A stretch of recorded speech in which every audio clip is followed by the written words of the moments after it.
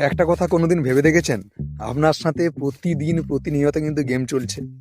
যখন কোনো ভোট আসে, পলিটিক্যাল নেতাদেরকে দেখবেন, আপনার ৫ বছর অন্তর, অন্তর যখন ভোট হয় তখন দেখবেন আপনার দুয়ারে এসে পৌঁছে যায়।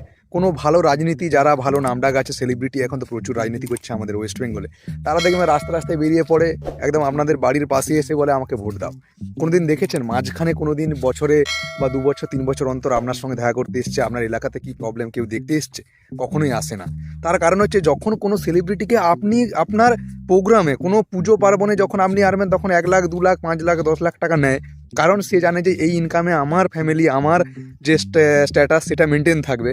সেই জায়গাতে উনি জানেন যদি একটা বার ১ বছরে যদি আমি কোনো কারণে ওই ভোটের সময় যদি আমি ১৫ দিন, ১ মাস, ২ মাস, ৩ মাস যদি একটু খেটে নিই, তাহলে ৫ বছর কিন্তু আমি একটা রোজগারের রাস্তা পাবো। তো যারা সাধারণ মানুষ আমাদের মতো যারা নিজের পেট নিজেরাই চালান, সরকার সেভাবে আপনাকে দেখবে না এবং নিজেকে রোজগার করে নিজের কিন্তু ফ্যামিলিকে চালাতে হবে। আপনারা একটু মানে ভাবুন যে কার পেছনে আপনারা টাইম দিচ্ছেন। অবশ্যই পলিটিক্যাল নেতা হলে আপনি পলিটিক্স করলে করার মতো করুন, না হলে ওই পেছনে ঝান্ডা ধরে কোনো লাভ নেই। আমি কোনো পলিটিক্স করি না। তো আমার এটা মনে হচ্ছে অ্যাজ এ জনসাধারণ হিসাবে যে কোনো রকম দেখবেন রাজনীতিবিদ যারা তারা ওই ভোটের সময় আপনারা সেই তারপরে কোনোদিন আপনি ওনাদেরকে দেখতে পাবেন না।